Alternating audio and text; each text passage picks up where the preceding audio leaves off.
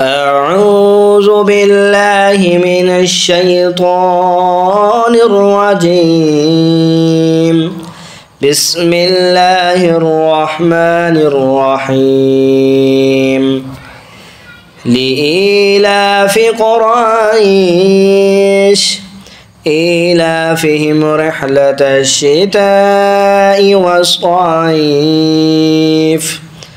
فليعبدوا رب هذا البيت الذي أطعمهم من جوع وآمنهم من خوف.